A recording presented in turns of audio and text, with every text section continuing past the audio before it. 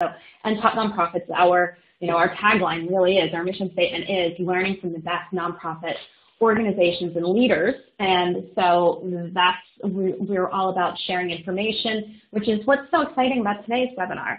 I want to thank you guys for joining us today. A very special guest, Melissa S. Brown, is joining us to review the study, the 2017 Nonprofit Fundraising Survey. And this was just taken by 900 nonprofits in the U.S. and Canada. This is a survey that told them about their fundraising in 2016. It has been a study that's been done for several years. Melissa will get into all of that. And she's going to really help us understand the data that was collected and how we can take that and help, really boost our own fundraising. So these secrets that I referred to in the title is really, people sharing with us what they found and maybe wouldn't normally tell people. And it's going to be really useful. I hope you all get something out of it and let us know. So before I babble on any longer, what I will do is make an introduction. I'm Melissa S. Brown from Melissa Brown and Associates, and the founder of the Nonprofit Research Collaborative, which is the collaborative behind this study, has an incredible amount of knowledge, and she speaks at conferences throughout the country on this topic. And I can't really say enough. She's a wonderful person, and I encourage you to reach out to her if you have questions beyond this and need some help or direction. So with that, Melissa, welcome. I am going to pass it on to you. You're quite welcome.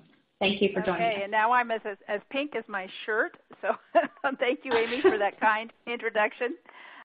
We are talking about the Nonprofit Fundraising Study that is put together by the Nonprofit Research Collaborative, and we're very thankful that Top Nonprofits has given this platform literally to reach new people and help share some of the knowledge that we've gained over the years that we've operated this. Through the course of the webinar, we're going to cover 5 different topics, and it seems a little intense, but they all connect together. So the first will be to explain a little bit more about the Nonprofit Research Collaborative, since it is new to many people. And I will tell you that all the data that we have is free, so you can just go online and grab whatever would be helpful to you. We will also explore some of the top findings, the key findings about giving in 2016 and why they matter, what they might mean for your organization right now.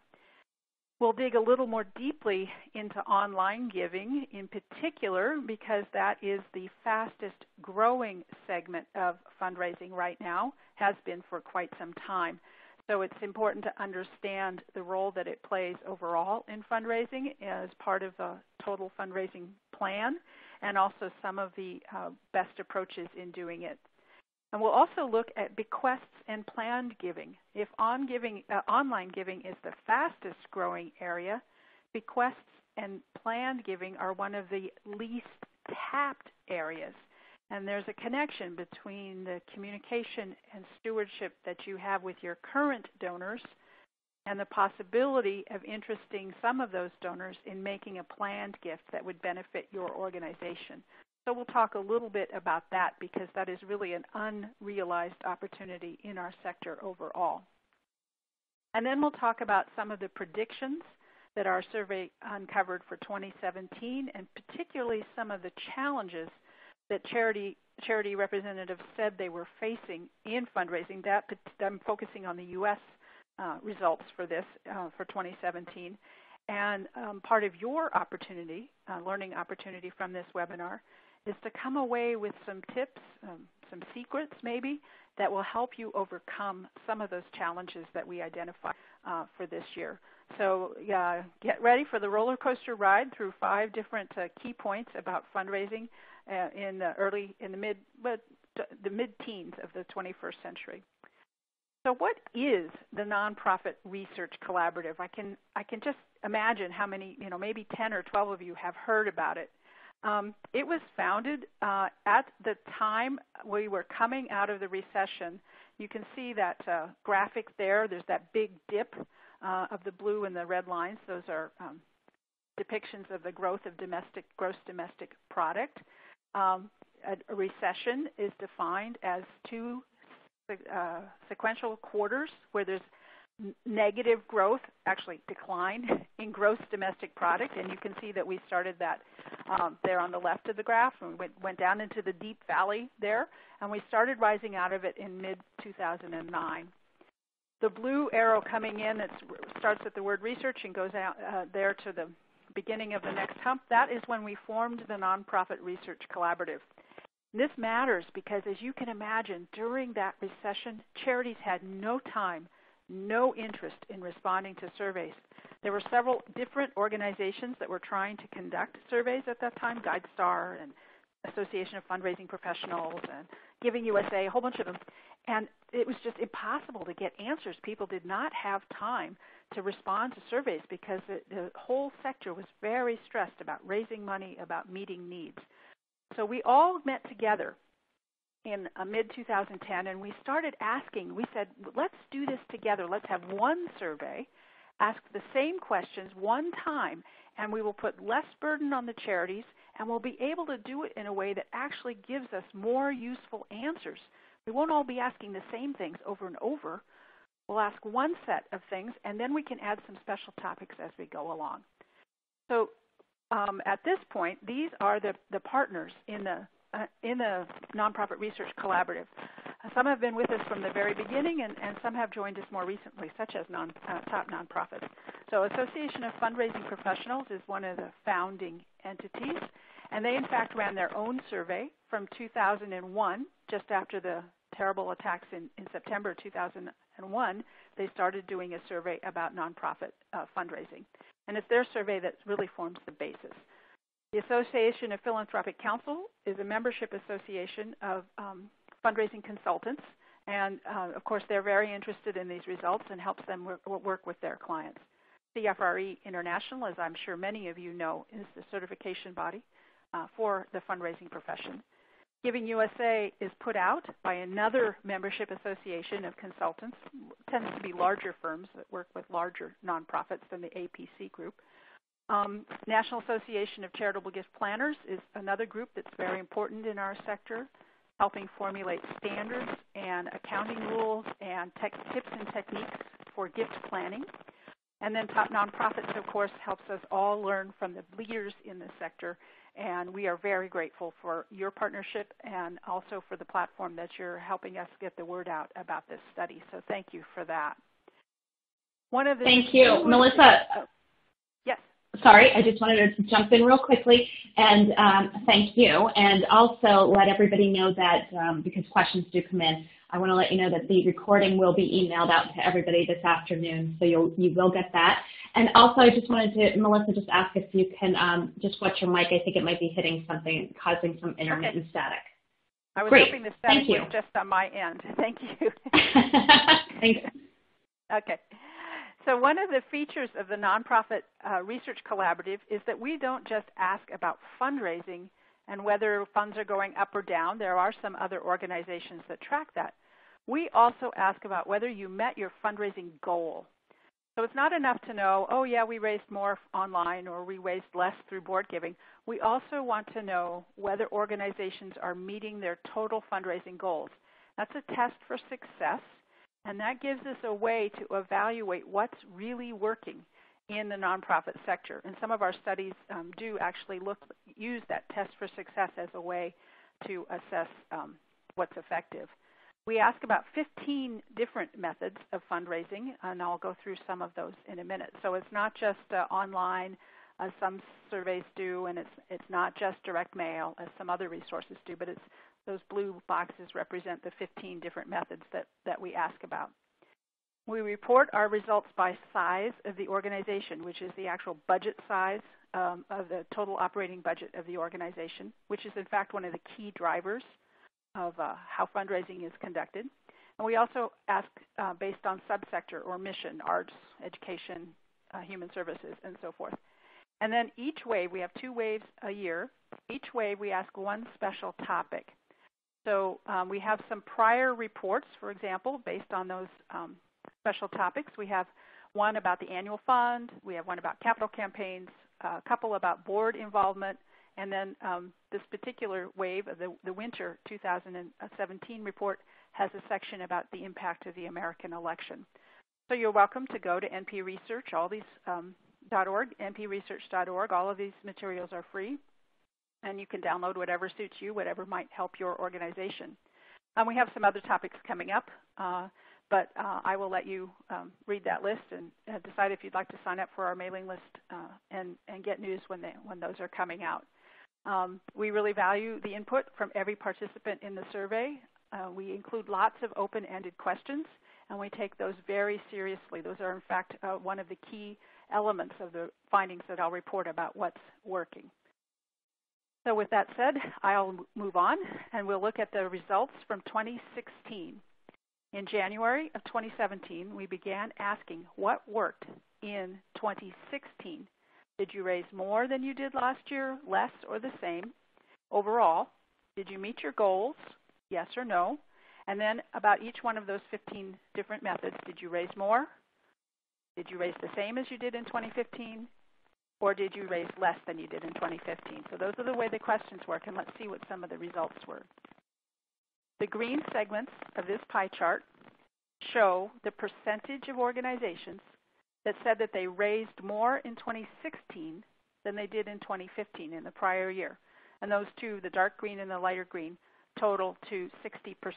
So 44% raised something more than zero, but up to 15% more than they did the prior year. And then the darkest green segment there between about 11 o'clock and noon, they raised 15% more than they did in the prior year. That 60% is lower than the percentage that raised more in 2015 compared with 2014. So we saw a slowed rate of growth in fundraising results. That's an important finding for the election year. It's something that we're starting at the Nonprofit Research Collaborative. We are starting to advise organizations to make contingency plans in case 2017 is not as strong as they had hoped. We can't predict that would happen, but we think having a contingency plan is an important aspect of responsible nonprofit management. You can see that the percentage with a decrease, they raised less in 2016 compared with the prior year, is 27%, 20% in the sort of medium red box, and then 7% in the dark red there between noon and about noon 30 in the pie chart. That's pretty consistent with prior years. Raising about the same as 13%. So the big change here is that we have smaller percentage of organizations seeing an increase. We don't know that that's the start of a trend, but we are concerned that it might be. And so it's something for organizations to plan ahead for, to anticipate what might be happening with fundraising in their particular area and whether they might need a contingency plan. By organization size, this is a kind of an unusual way to explain it, but in this year, we saw no difference in organizational size. In other words, those green bars are essentially equivalent, given the sample sizes, all the way across. The smaller organizations and the larger organizations were just over 50%, but 56 to 58% reported raising more in 2016 than 2017. That's unusual. In most years, the largest organizations are highly likely to raise more money. In other words, instead of 50%, 58%, it might be 65 or 70% who raised more money in a typical year. So while this looks like great news if you just see it by itself, because we've been doing this for a while, we can tell you that this is a strange result. It's unusual to have exactly the same percentage all the way across saying that they raise more money. It's particularly unusual because the large organizations are not showing a higher percentage that raised more money. Again, something to be concerned about. I'm not panicked. I'm just concerned, and I'm cautioning organizations to plan for a tough year. Of course, we're halfway through it now, so you probably already know where you are in your in your plans, but this is the kind of use, this came out a few months ago, that you can use for the Nonprofit Research Collaborative when it comes out. Remember that I mentioned that we also ask about whether organizations meet their goal. And the green section from about noon to about 7 o'clock there is 68% met their goal, and then 32% did not. So that 68% is less than we saw in the prior year. In fact, that 68% is less than we saw in the prior 2 years. So you can see here, going back to 2010 when we started, just over half of their charities met their goal. That makes sense. We were coming out of the recession. It had been a very tough time, and just over half, we thought that was great news at the time. And then that slowly climbed with organizations, the percentage of organizations meeting their goal, including the election year of 2012. 2013, there were some economic things that went on that explain that difference. And in fact, those 4 percentage points between 2012 and 2013 are not statistically significant. It just happens sometimes based on who answers the survey. That jump from 2013 to 2014, however, that 14 percentage point jump is statistically significant. 2014 was a terrific year for fundraising, and also we saw a very high percentage of organizations meet their goal. The same for 2015, not another jump, but stable at 73% meeting their goal. But then in 2016, a 5 percentage point decline, fewer organizations meeting their fundraising goal. This is an area of concern. There can be lots of reasons for not meeting goals. Sometimes goals are unrealistically set. But we asked organizations why they didn't meet goal, and these are some of the answers that they gave us. If you look down at the bottom, you can see that the percentage of organizations that said they had staff and leaders who were ready for fundraising, those in the green bar, 22% said that was a positive aspect of their fundraising. But 8%, this all totals 100%, by the way, they could only be coded once. 8% said staff turnover was a major factor in not meeting goal. Staffing is, in fact, one of the key aspects of fundraising that matters for whether or not an organization meets goal. Another aspect of fundraising that really matters in whether or not an organization meets goal is the nature of the relationships that staff, board members, and other volunteers form with individual donors. This seems like a duh, but so many organizations get focused on aspects of fundraising that are not about relationship building. So we come back at all of us, the 7 groups in the Nonprofit Research Collaborative, come back again and again to the importance of having key staff who have strong relationships and having possibly plans for when there is staff turnover about how to continue those relationships with donors and the organization. There are a number of other things that can be harmful to how an organization raises funds that are things that are outside the organization's control. The organization has absolutely no say on whether or not funders change their priorities. That was 1% of the organizations over on the red column on the right.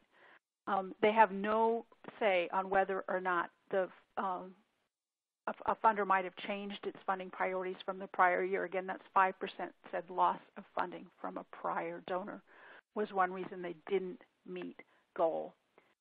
But we would caution from the Nonprofit Research Collaborative that it makes sense to have a diversified fundraising portfolio so you're not so reliant on one donor, and so that you do have strong relationships with individuals, not just institutional donors, not just corporations and foundations, because it is those individuals who can dig deeply if they're motivated by your mission.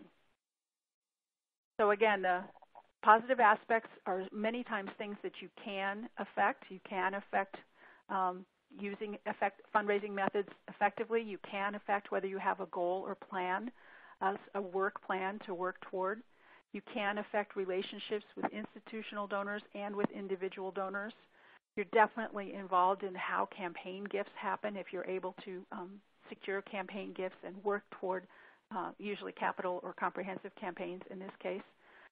You don't control unexpected bequests, but all those other things in the green column are things that your organization can plan for, invest in, have staff working toward. The things on the right, sometimes you have control over them and sometimes you don't. So having plans for the contingencies when you don't and having backup plans when somebody suddenly leaves are very important parts of having success in fundraising. I cannot emphasize enough the importance of having qualified staff who can build relationships and having plans for when some of your key staff members leave, because that is the overwhelming result when we do these tests. Staffing in every wave of this survey, going back to 2010, has been the #1 issue about whether or not there's fundraising success. Building relationships with individuals is also very important, and increasing good use of technology is important. We're hearing over and over about investing in systems for constituent relationship management.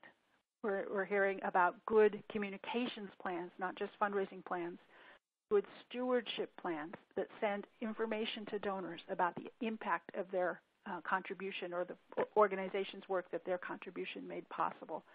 So these are really things that matter for successful fundraising. In fact, when we asked the organization, we didn't ask, all organizations could answer the question, but we looked at the organizations that raised more than 15%. Remember the darkest green segment over on the very first pie chart? Those that raised 15% or more in 2016 than they had in 2015, 29% of them attributed their success in part to what I would call an organizational level commitment to fundraising. These are the secrets that Amy talked about. Having a plan. Don't just wing it. Have a plan for fundraising. Set a goal. And have your organization invest in systems, good gift processing systems, good constituent relationship management database systems, having staff who are trained, having leaders who are comfortable either in asking or in doing the stewardship part. It can be either or. That goes back to one of our reports about board engagement. All of those matter for those organizations that are raising 15% or more. Success with fundraising results by donor type. You'll see this is more than half of the organizations talked about in some way or another in their open-ended responses, having that relationship with a donor that leads to bequests, that leads to success with major gifts, that leads to individual giving. Those relationships are key, and they are built in part because of the organizational commitment to fundraising. Without staff, without leadership, or without systems and plans, you can't build those relationships because one tends to, and I've been there, try to do everything all at once. So having a plan, setting some goals, and having some very systematic approaches can help with building those relationships that are key to fundraising success. And then 17% actually mentioned a specific fundraising method. So whether it was direct mail or an event or having a donor that created a matching gift, those were made possible in part because the organization already had relationships with people. Those success with an event doesn't come out of nowhere. It comes because the organization has already invested in approaches to donors, ways to engage people, PR to get the word out. So Melissa's analysis is that everything goes back to the organizational level commitment to fundraising. And from there, everything else can flow once there's a plan and some staff and some leadership to implement the plan. So now we have a poll based on what you've heard. We have a few options that we think you could decide about what you're going to do or what you might be likely to do in your organization. And so go ahead and click the answers that they're not mutually exclusive. You can pick as many of these as you want. And maybe if there's something else that's really urgent that you need to share, maybe you could use the question and answer box. Actually, Melissa, sorry to interrupt. No, I want you to.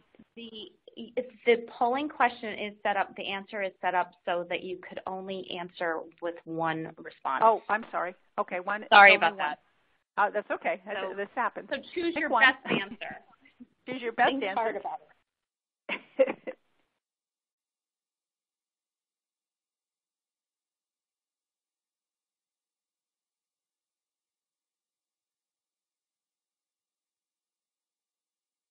Give people a moment to answer some of these, and then we'll move to see what the poll shows us.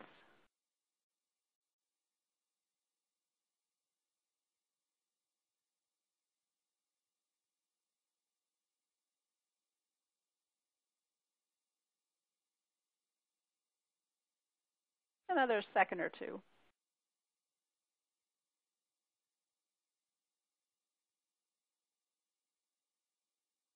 Okay, so developing a contingency plan is a thank you. I feel good because that is one of my key messages. And then arguing for staff help would be another one.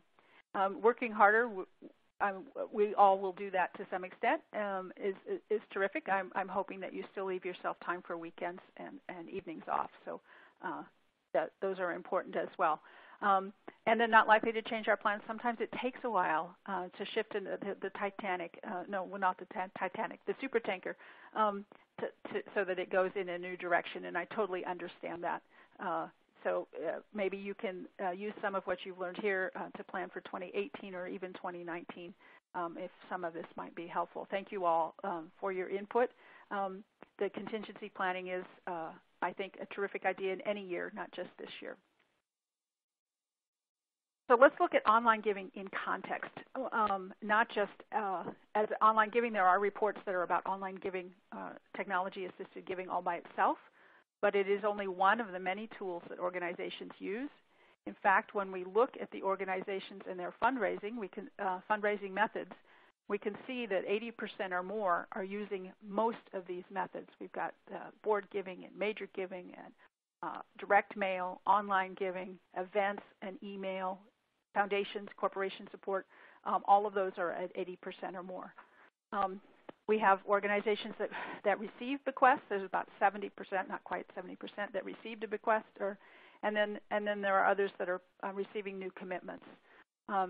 So the online piece of this is this teal section here on the center right of the screen. You can see that any online is 86%, but 82% are using email. 57% are using peer-to-peer, so they're asking their constituents to ask their friends to give money. Sometimes that's done in a formal platform. Sometimes that's done in a different way. But on this particular survey, 57% said that they were using some form of peer-to-peer, and 10% were using short message service, or texting, we call it, to raise funds. The 82% using email is on par with some of the other fundraising methods. It is the most established, but we know from other studies that email open rates are slowing, and so that is a concern, and we have some information a little bit later about how to boost email open rates. So how did these perform? Remember, the percentage of organizations that increased, the percentage where their revenue stayed the same as it did the prior year, and the percentage that saw a decrease. When we look at those for these three online methods, we've got email, 57% saw an increase. Peer-to-peer, 57% saw an increase compared to the prior year. And in texting, 44% saw an increase. 57% sounds great. Sure, I'd love to be one of the 6 in 10 organizations that raised more through email or peer-to-peer than I did last year. That'd be fabulous. And in fact, this is pretty comparable to what it was for board giving or major gifts. These were not very different. But remember, email occurs in the organizations along with all these other methods. So every single one of the methods on this page had a lower percentage of organizations reporting that it raised more in 2016 than it did in 2015. The light green bars, the ones on the bottom, is the percentage that reported that they raised more in 2015 than in 2014. Then the darker green bars that are on the top of each pair, they reported that they raised more in 2016 than they did in 2015. And you can see up and down the entire column there that the darker green bars are shorter in every instance than the lighter green bars. And those little asterisks mean that those results are statistically significant. It's not just due to chance. These different charities really did raise less. It's not just based on whoever answered the survey. Every single method that's on this page had fewer organizations raise less using that method in 2016 than they had in 2015. This is one reason we're cautioning contingency plans, and I love that 50% of you found that to be a helpful bit of advice from this webinar.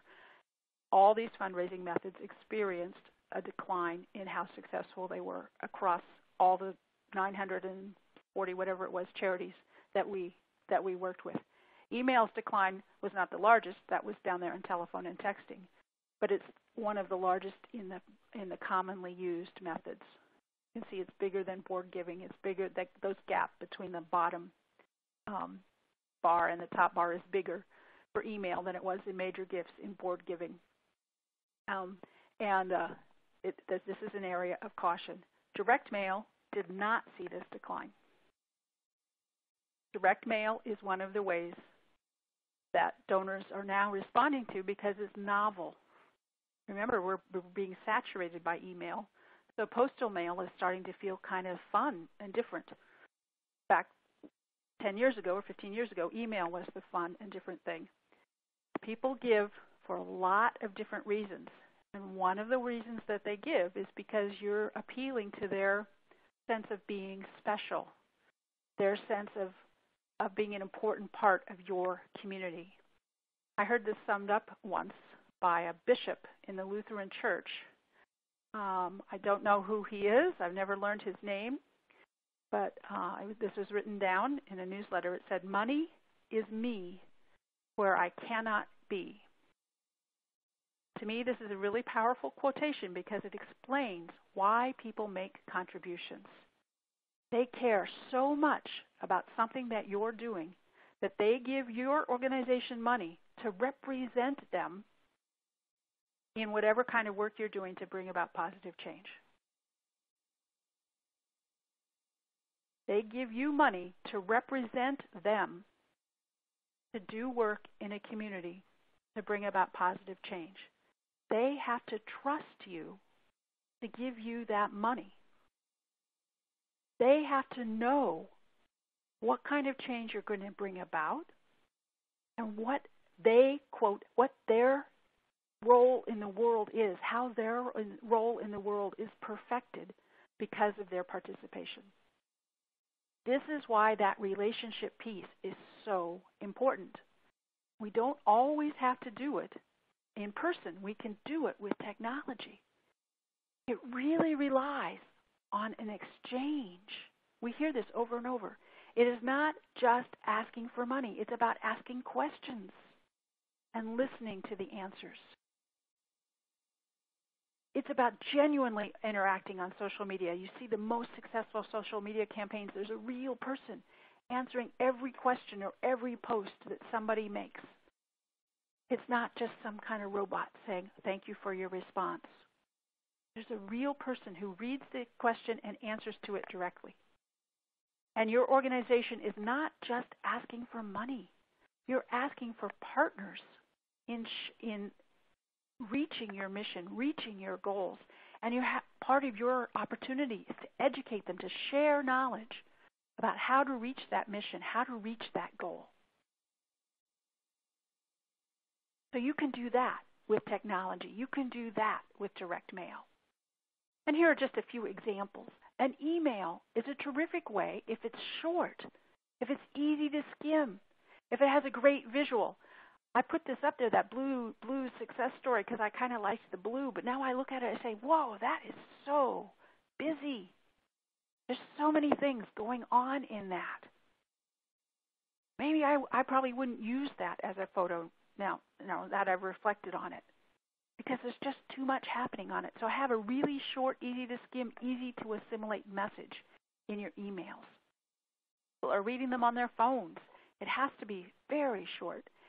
But once you establish a visual identity, and this group did this very well, that's one reason I use this, they use this on their website. They use it in their promotional materials. It was in their direct mail pieces. They had this same visual going on. So it's like you want to brand yourself as much as a famous hamburger chain has branded itself. So they're worldwide. Everybody knows what those golden arches mean when they see them. You need that kind of visual identity in time, not today, but over time to build that. One of the ways that people are communicating now is postcards because they don't need to be opened. People can get the great visual on one side, a short story on the other side. You have the mail house put the address in the address spot, use the nonprofit rate to send it, and nobody needs to open it. They'll get the message anyway. And that's one technique that people are using now to communicate, to build relationships.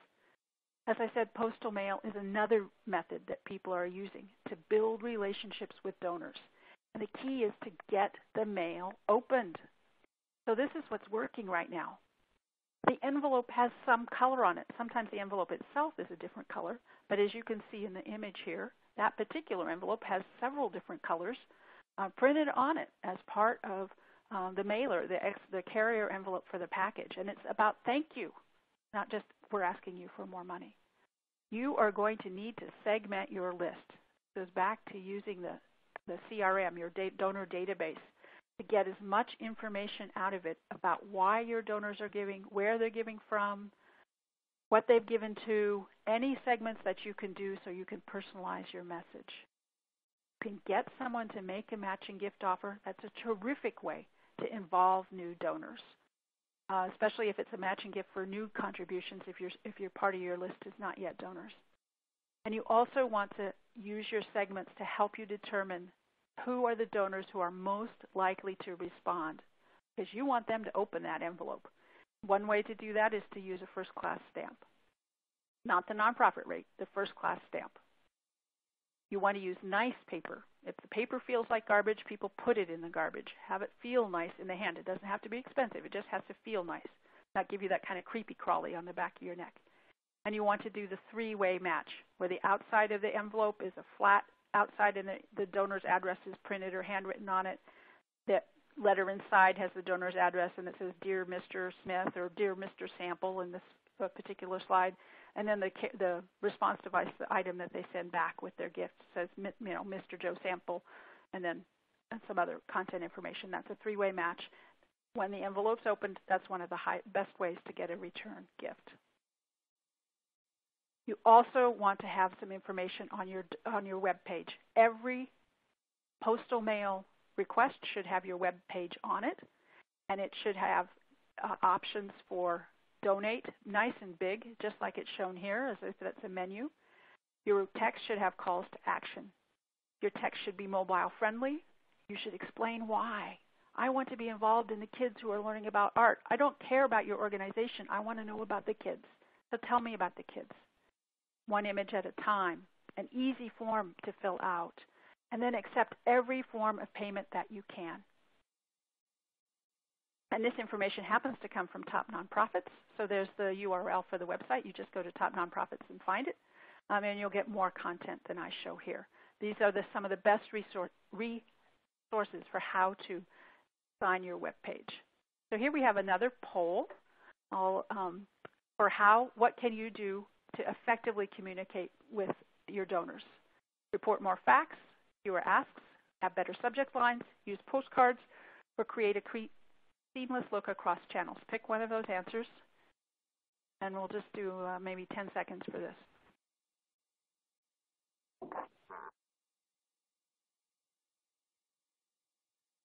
You're so patient with the waiting and the silence.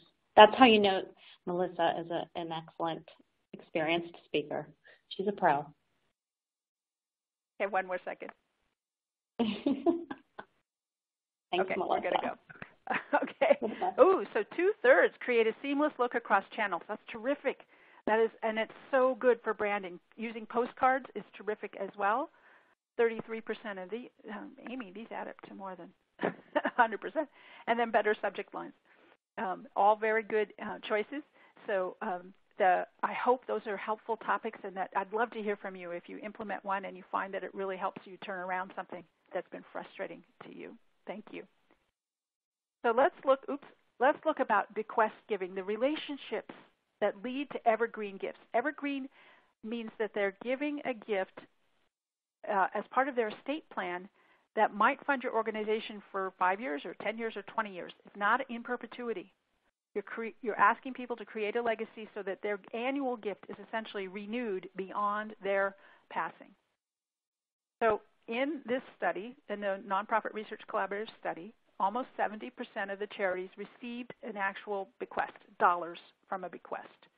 And on average, that amount was $25,000. This is not to be sneezed at. It's an important part. It can be an important part of an organization's funding. And if you're able to have your board create a plan, part of that gift, when it's received, can go into operations, and then part of it can go into an endowment.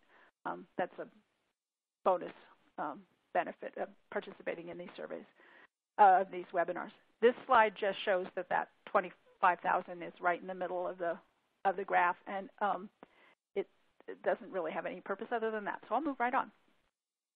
1/2 of the people surveyed, this is from a guy named Michael Rosen, 1/2 of the people surveyed said they would consider a charitable bequest if asked. But right now, 5% are leaving a charitable bequest. To me, that suggests there are a lot of people who are not being asked. Half said they would consider making a charitable bequest if asked, but only 5% are making a charitable bequest, which suggests to me there's an opportunity for asking. And here's who you ask. You ask the people who are your steady donors. This happens to be 3 years of donor retention. And you can see that there's 5 different gift levels. Going in stair steps up, that bar across the top is 80% of the donors in that gift level renewed in that year. So the donors that you want to ask are the donors who are giving you $250 or more, who are renewing year in and year out, up to 5 years, 3 to 5 to more years. Those are donors that you want to ask if they're willing to consider making a charitable bequest. So segmenting your list so you can identify who those donors are and having an action plan so you know how to contact those donors and engage them in a one-on-one conversation is a terrific way to find out who might be interested in making what we're now calling an evergreen gift. Of course, you're not going to ask my nephew who's 23. It would take a long time for that gift to mature. You might consider people who are considered boomers or the older generation. They're now lumped together as maturers. And this is just some information from ABILA about what number of nonprofits they support and so forth. The key thing for you at the bottom of this is the frequency of communication with these different donor groups. Boomers say that they're comfortable with hearing from you monthly or more often. The people who were born in 1945 or earlier say that they want to hear from you quarterly or less. Again, the importance of segmentation. If you know how old somebody is, you haven't already coded them about how frequently they want to hear from you, you could start with this. Older people in general think more frequent communications are not cost-effective, that you're wasting money. Boomers like to know about impact. They like to hear about the stories. It matters a lot to hear about the impact. The maturers are very concerned about financial responsibility. This is from a different study that I'm citing now. So you might want to consider segmenting your list these ways. Tell some impact stories on these frequencies, and then contact your donors and engage them and ask them what brought them to your charity. What is it that made them interested? And from there, see if they might be interested in an evergreen gift. We have another quick poll, and then we'll be close to wrapping up with the results from the predictions for 2017. So what could you do? ask us about making a planned gift on all communications. Host sessions about tax planning. Some research shows that people will attend a section on tax planning. They will not attend a session on estate planning. It makes them think of death. So maybe host a session on tax planning, or use your current list and ask people for their stories. Any of those are, what works for you? And I'm only going to wait about 10 seconds.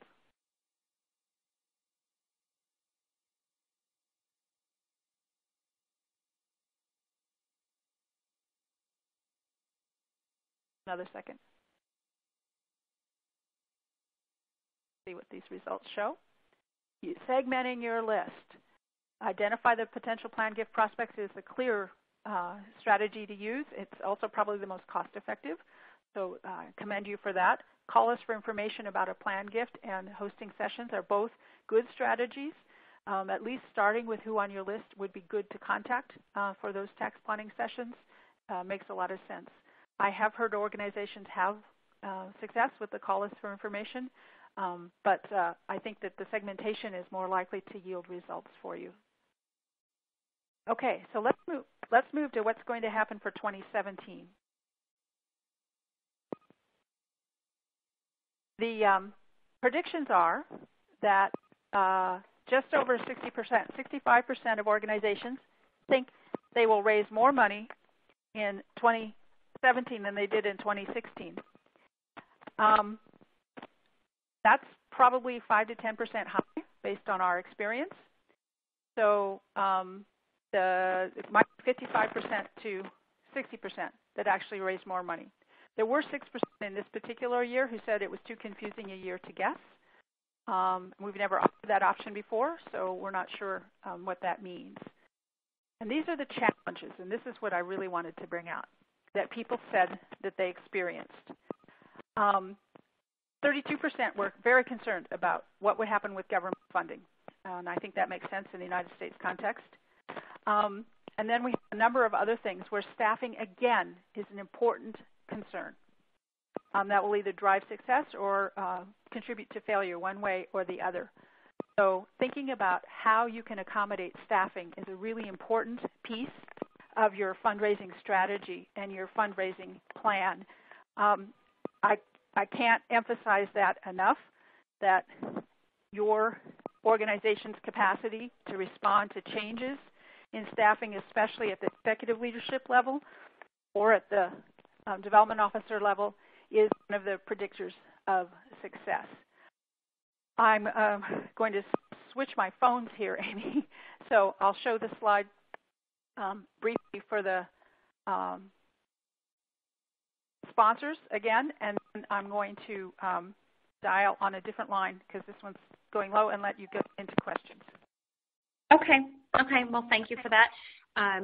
And just to, I guess, underscore the work of the Nonprofit Research Collaborative is to do surveys like this, have surveys and collect information from the field, collect the data, and really what I love that Melissa did here is highlight for us what those opportunities are once we take a look at that data, or once she takes a look at that data. So what I'm going to ask for you folks to do at this point, while we wait for Melissa to rejoin, is to use the Q&A tool. Please send in a question if you have a question. She went over a lot of detailed information covering topics, everything from, bequests to staffing to marketing and different vehicles and channels for fundraising.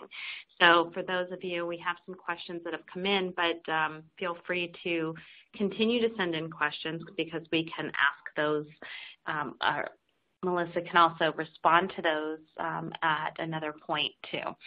And actually it was funny because Melissa had mentioned the change in, how it's now novel. Everything old is new again.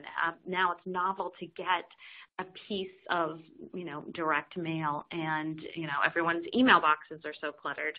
So and to that point, I can tell you a couple of interesting things.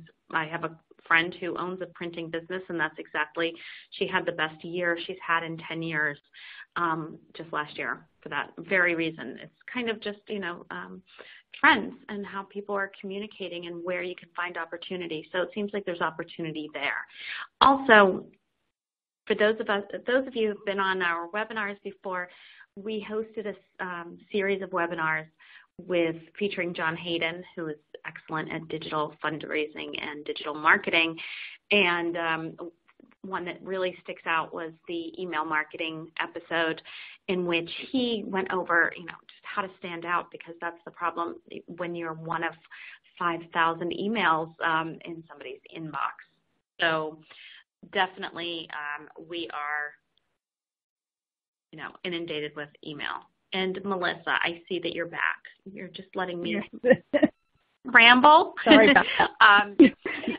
You guys are great. Thanks for your patience. Thank you. Hey, Melissa, there was a question. Actually, we have several questions in here. So I'm going to go in order and ask the question Scott posed, which was, he said he saw a study recently that broke out types of charity, giving by types of charities, and showed that religion still showed respectable gains in giving, but a steady decline in retained donors. With regard to that, do you have any data or reason to believe the same thing, that there's a steady decline in retained donors in terms of the religious charities? That's probable. I have not looked at the fundraising effectiveness project specifically for religion, which would be one source of that information about retained donors. I do know generally that the percentage of household people in the United States who attend worship services has been declining, and that attending worship and giving to religion are highly correlated. So if there are fewer people going to worship services, then there are fewer people giving to religion. So year-on-year retention wouldn't surprise me at all if it's going down. Mm-hmm. I hope that explains. Thank you. I hope so. Scott, let us know if that explained or if you have a follow-up question. And we have a question here. I'm sorry, I'm going to not pronounce. Wait a second. Let's see. This is from Emma. Okay, so Emma asked, what steps might you recommend to nonprofits facing the challenge of unqualified or insufficient fundraising staff? So do you have some steps that you can share with us? Sure. Depends upon where you're located in part. Some organizations are near a campus that offers fundraising programs or fundraising training, and they might be able to get an intern for a semester or sometimes a year. Often those interns need some kind of financial payment, but it's not the same as a staff person. Sometimes you can find a volunteer in the community who is knowledgeable about fundraising, who is willing to help set up a fundraising program. Again, that's somewhat of a long shot because you need to interview a volunteer and make sure that they're going to be able to fulfill their commitments. I also know organizations who do hire consultants to serve as, if you will, off-site fundraisers to conduct the major aspects of a fundraising program without being staff, and they are able to generate sufficient revenue through that process to be able to start to pay a staff person. So it might be a 1 or 2 year contract with a fundraiser who's maybe paid on retainer a certain amount, and then the money that the organization generates from that process is then invested in securing a staff member. So those are 3 different strategies: seeking interns from local campuses, seeking a volunteer often through a senior volunteer services group who might have fundraising experience and being willing to help you set up, or working with a consultant. You can also have a volunteer attend a training program. There are freestanding training programs. Fundraising School is one, and there are many others. So a volunteer that you already have could learn more about setting up fundraising program. So that was an extra step. Okay, so it's 4 steps. Thank you. That makes 4. Yeah, I just thought of those. That makes 4. So Emma, you got a bonus. And that one, just thank you. I have a question here from George. Let's see. In size of organization, what factor are you using? Is it employees, expense budget size, cetera? It's total revenue. Thanks. So a hospital would typically be a very large organization because it would have total revenue in the tens of millions of dollars. And some small neighborhood organizations, our HOA board has a very small revenue, very low revenue, in fact, no gifts even, so that it would be in a very small category under 100,000.